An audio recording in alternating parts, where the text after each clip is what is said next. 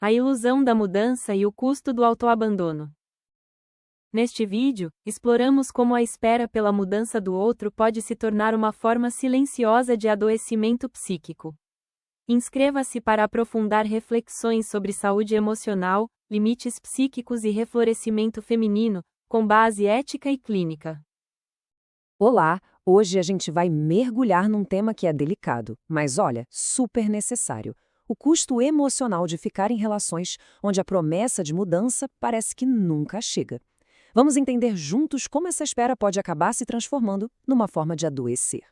E para começar, a fonte que a gente está analisando já chega com essa frase, que tem um impacto enorme. Ela resume perfeitamente a essência de um sofrimento que muitas vezes ninguém vê, mas que é sentido lá no fundo. E é exatamente essa a dor. Não é aquela dor de uma briga, sabe, de uma agressão clara. É a dor silenciosa de ficar esperando que o outro amadureça, que a ficha caia, que um dia o amor vai ser o suficiente para mudar algo que, na verdade, nunca se sustenta. Então tá, vamos entender isso melhor. Essa dor silenciosa não é uma coisa abstrata, sabe? Ela aparece de formas bem concretas. Um cansaço que não passa, uma confusão mental e uma pergunta que fica ecoando na cabeça. Pois é, tá aí a pergunta. Aquela que fica martelando na cabeça, alimentando a culpa, a dúvida. Ela surge de uma dinâmica onde a gente valoriza mais o potencial do que a realidade. E é bem aí que o adoecimento começa a se instalar. Então, o ponto central aqui é o seguinte, e isso é muito importante. A ideia não é tomar uma decisão no calor do momento. O objetivo é ganhar clareza para diferenciar o que é um processo de mudança de verdade e o que é só teatro. Porque confundir os dois pode custar anos da nossa vida psíquica. Mas, afinal, por que é tão difícil sair desse ciclo de espera? Por que a gente fica esperando? A psicanálise dá uma pista bem interessante sobre isso, que é o papel da fantasia como um mecanismo de defesa. Sabe, foi o Freud que falou sobre isso. Ele explicou como a nossa mente cria umas narrativas para a gente conseguir aguentar uma realidade que é muito dura. A historinha geralmente é, mas a pessoa não é assim de verdade, ela vai mudar quando perceber o quanto me magoa. Essa fantasia não é boba, ela tem uma função, nos proteger.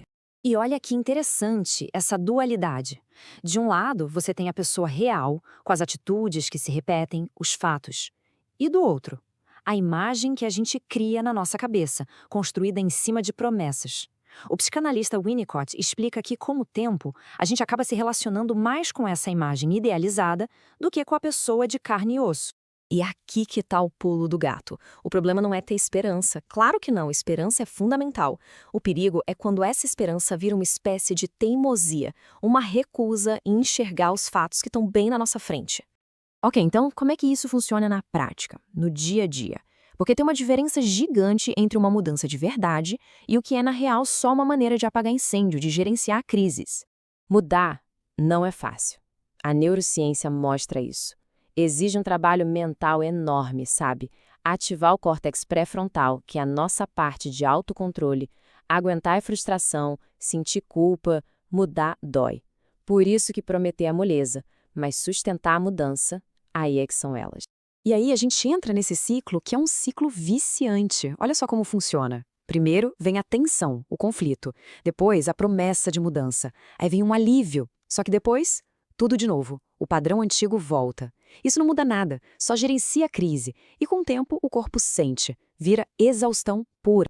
Tá, mas como saber se esse ciclo já virou algo que faz mal, que adoece? A fonte que a gente analisou traz alguns sinais bem claros, fáceis de observar. O primeiro sinal é este. Toda vez que se tenta conversar sobre um problema, a coisa vira. De repente, a discussão é sobre os defeitos de quem tentou começar o diálogo. A questão inicial se perde completamente. E a pessoa que apontou o problema acaba tendo que se defender. Segundo sinal, a culpa nunca é da pessoa. É sempre do chefe, do estresse, do trânsito, da infância ou, claro, do comportamento do outro. Se não há responsabilização, gente, não tem mudança de verdade. Agora, atenção para esse aqui que é super importante. As coisas melhoram? Sim, melhoram. Mas só quando existe o medo de perder a pessoa. A ameaça de um término aparece, a pessoa melhora. A poeira baixa, a relação se acalma e tudo volta a ser como era antes. Isso é regulação pelo medo, não por consciência. E cria uma esperança que vem e vai, um dos vínculos mais difíceis de quebrar. E esse aqui talvez seja o sinal mais grave de todos. Quando você tenta colocar um limite saudável, E o que vem em troca é punição, silêncio, cara feia, ironia, distanciamento.